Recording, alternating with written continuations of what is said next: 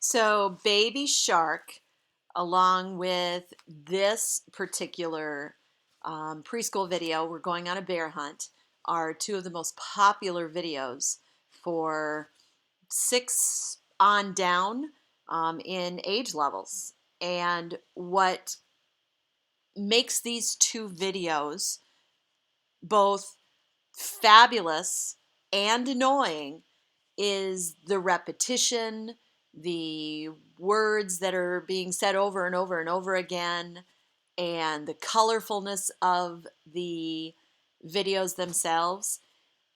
But both of these videos, in terms of literacy, do a magnificent job in teaching children, students, young learners, vocabulary that's far above their particular age group. So, why show this video? Why put this out there in the public realm for this flipped lesson? And it's because of that all by itself. Our very first literacy strategy that we're going to deal with is vocabulary. And vocabulary, unfortunately, through the years has been knocked back to here's the word you need to know, define it using either the textbook dictionary or a dictionary, or go to the web and type in definition. We don't teach vocabulary within context of what is going on. And the research now shows that vocabulary should not be taught outside the context of what's going on. So when you watch Baby Shark, what you are really watching is a narrative of the words that is being played over and over again. We're Going on a Bear Hunt does the same thing. It is a telling of what those words mean. It is a connection builder of what those words mean, rather than just simply having a word and defining it. So Ludwig Wittgenstein says it best: the limits of my language are the limits of my mind. All I know is what I have words for. So regardless of your content area, in order for students to truly develop a content literacy that is beyond just basic level information, they have to be able to speak the language, communicate in the language of any particular content area. That's the goal of vocabulary instruction. That's the impetus, that's the catalyst. They have to have the foundation in order to get even deeper. And how we deal with that foundation is what we're going to be talking about in this flipped lesson. So, oral language has its place, but Cunningham and Stanoich, again, leading researchers in this, because poor readers read considerably less than better readers. The gap between good and poor readers in number of words read and both receptive and expressive vocabulary becomes progressively greater as the child advances through school.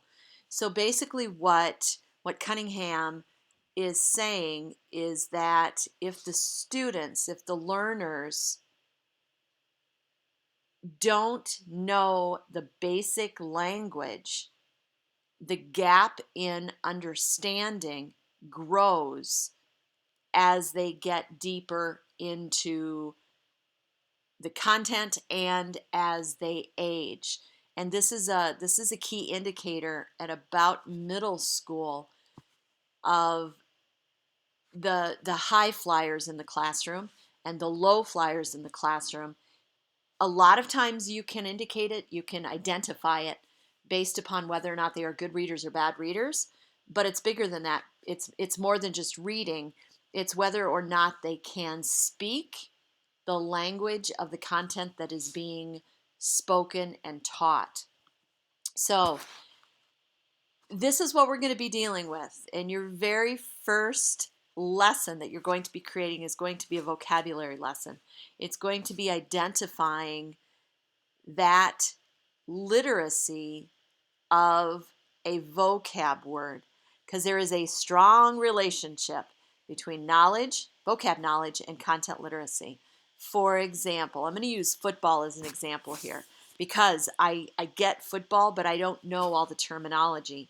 So on Sunday, when we were watching two really great playoff football games for the NFL, and a ref would make a call like encroachment, I know what the word encroachment means. I did not understand what the word encroachment meant in terms of what the ref was using it in order to call a foul, in order to call a penalty in the game itself. I knew the word, I understood the word, I knew the definition of the word, I could even give an example of the word, but used in context of football, that content literacy of football was lost on me because I couldn't tie those two ideas together. That's the biggest thing with vocabulary, is the fact that we don't want to teach the word in isolation. We want to teach the word in context of our content areas. So how do you build vocabulary?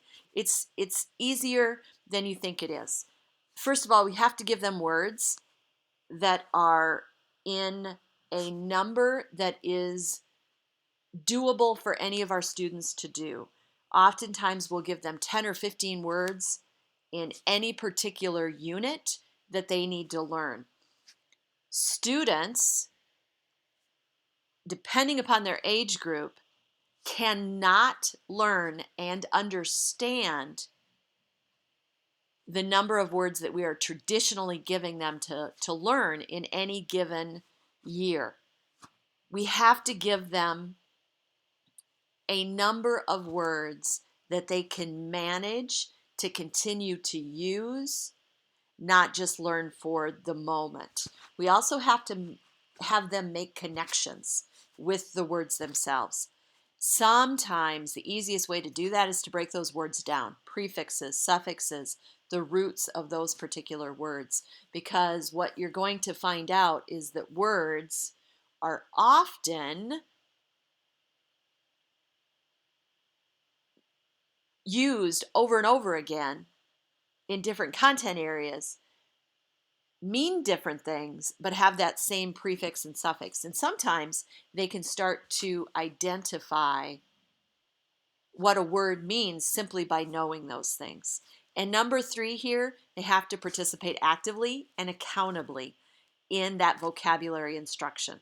They have to be using it. They have to be making connections. And then the fourth one, we have to reinforce it and we have to use it over and over again. So connect, process, and practice. They have to make a connection to the word. They have to make a process. They have to be actively involved in using it. And then they have to practice using it over and over and over again. And please notice in the practice, it's receptive. They read and they listen, expressive, they speak and they write. And then we have that physical literacy in which they act out and do. And those are all three key areas in practicing what they're doing. We also have to determine what the students already know about the words. We have to be able to identify their misconceptions, their myth behind what that word actually means, and then we can go forward in fixing what it may be wrong and or adding to what they already know. This is one pre-test that I've seen used. It's pretty familiar in grade schools. It's gaining more popularity in secondary now that we know the data behind finding data about what our students know and then finding out how much they've grown from what they know to what they now know. This is a really simple one. This is could be color coded. It's simply a graph that allows them to put a number in. So you give the student the word ecstatic, you tell them it's an adjective, and then they get to identify whether or not they're a 4, a 3, a 2, or a 1. Now, I would not necessarily give them the terminology at the top, high knowledge and low knowledge. Students will see a perception with that, and oftentimes they will fib a little bit so that nobody thinks that they have low knowledge. But if you as a classroom educator just simply set up, I want to know 4, I could teach it to the class, or 1, I have no clue what it means. And then at the end of the instruction, you can use the same thing as a post test, and you can see their comfortability with the words that you are giving them. And we're going to deal with this word lexicon here as our example as we're going through. So with this one right here, there is an instructional sequence for teaching those words that you want your students to know in order to get to a deeper understanding of their content literacy. So you have to make sure the students see the word. In this case, you put this up, or you put it up in the room, or it's on a sheet of paper, or it's on a note card. Then you pronounce the new word, lexicon, and then you ask them to repeat the word. So now they're hearing it in addition to seeing it spelled and seeing it in its entirety. Oftentimes, our really good readers can't say the words that they are reading because they're reading them, they're not saying them out loud. And so oftentimes our really high flyer readers cannot do this part without having somebody or something say it for them. And then you have to clarify the part of speech. Now, less of this because of the noun itself, right? Those are all really important things, but that in its context is going to help them understand and visualize what that word should be doing in the sentence. Then you have to provide or have them provide, which is even better, an accessible synonym and or an explanation. Now in this case, a synonym for lexicon is definition. Now this right here is a word that they have used over and over again. So now they're making that connection. They're making a connection to something else that they already knew. And in this case, now they're making it a deeper level of learning. We're taking it from the base word definition into lexicon, but we're letting them still keep that connection. And then the definition here, or a brief explanation, all of the words of a particular language, the special vocabulary of a profession or a hobby. Now keep in mind that this right here is not a dictionary definition of this. This is a common sense, student-driven, student speak definition. Having them define things out of a dictionary is oftentimes the worst thing we can do because dictionary definitions often give them more words that they don't understand, and thus they're just compounding their lack of knowledge with other things that are now lack of knowledge. And in this case, now they have a visual. And this is a good visual if you understand um, that a medical lexicon, so he's on a roller skates, he's going to fall, he might get hurt. Skater lexicon is the word usage that skaters might use in order to do that. Both of those are okay visuals. This right here will help them remember this, which then will help them remember this. Then to rephrase it, knock it back even more. Let the students complete a sentence with its use, something that's understandable to them, something that maybe is taken in context of whatever is being taught in the classroom at that particular time. And then check for understanding. Ask them a question that may or may not make sense. This is not necessarily an appropriate terminology of that word. If they can understand from this right here that this is not a correct usage of that word, you then understand where they're at in their understanding. Then we want to give them descriptions as opposed to definitions, visuals, pictures of things, again, that they can make a connection to. Then we want linguistic and non-linguistic representations. We want, again, visuals, things that they may actually use it for and things that they may not actually use it for. Don't expect that they are going to understand and be able to use this word just simply one use of it. It's going to take time. It's going to take continued usage of that word. The biggest thing I can tell you is use the vocabulary of your content in your content classroom. Don't knock it back and give them what I call rednecked terminology and then expect them to use and or be able to define the actual content language when you want them to. Use it consistently.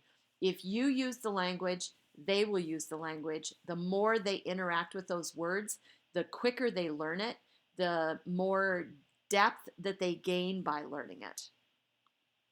Differentiate it. And here's where vocabulary instruction tends to get difficult. You have a variety of levels of learners in your classroom.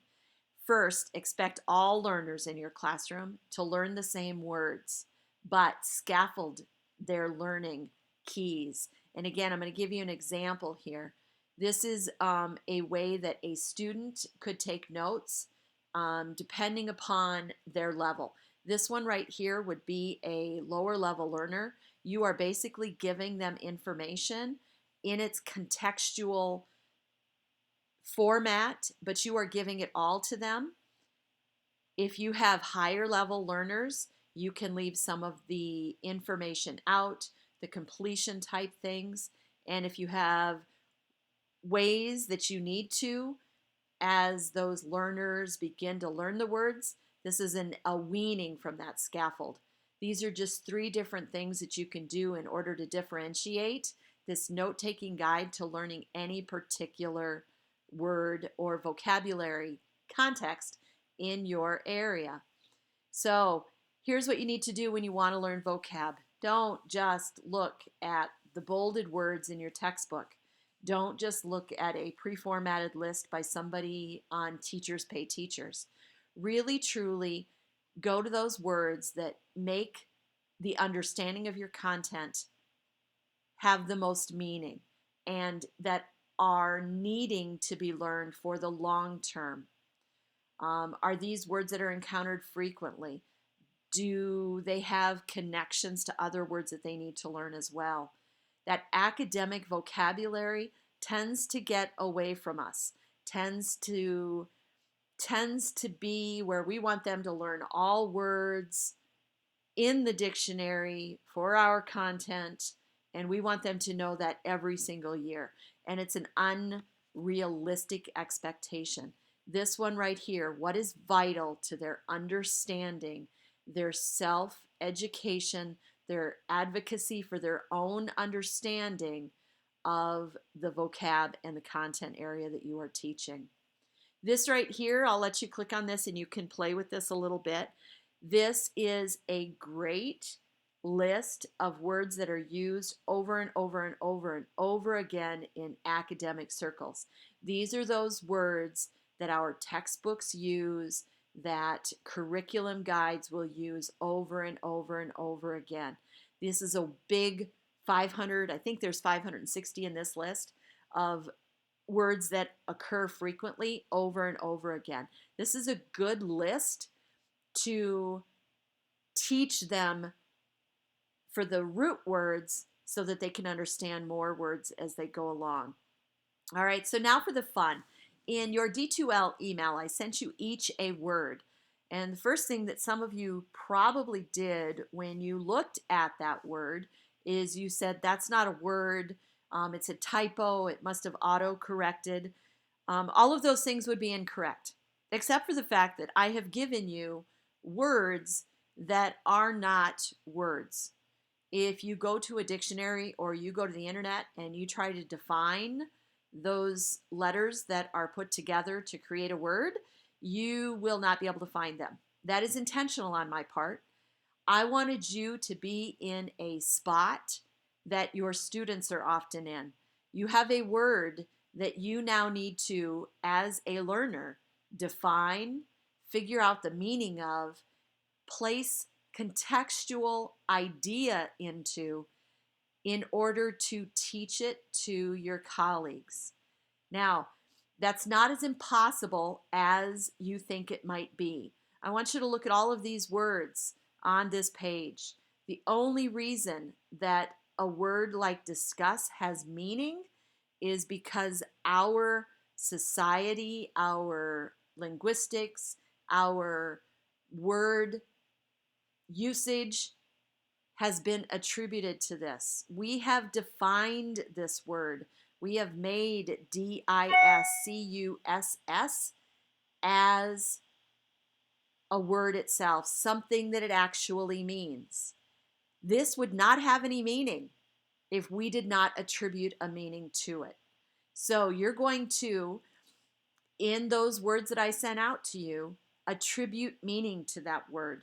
Make a connection for yourself. Then I want you to create a vocabulary lesson using that word, something that could be taught in a 10 or 15-minute lesson to a small group of students. When you create that vocabulary lesson, I want you to put that lesson on the discussion board in D2L. And then on February 1st, I want you to be prepared to discuss that lesson. All right? Have some fun with this. I expect you're all going to struggle just a little bit in trying to make the connections to that word. Take that to heart. Our students are often in that spot. They have no idea what those words mean. All right, so this is your flipped lesson. This is the understanding. This is the direct approach to teaching this. Now I'm sending you off on a small challenge, and we will play with that lesson plan in class on February 1st. Between that, you will have a normal Flipgrid and the normal readings to do, so look to D2L for that. If you have any questions, please don't hesitate. Ask. I will help out. Have a good week.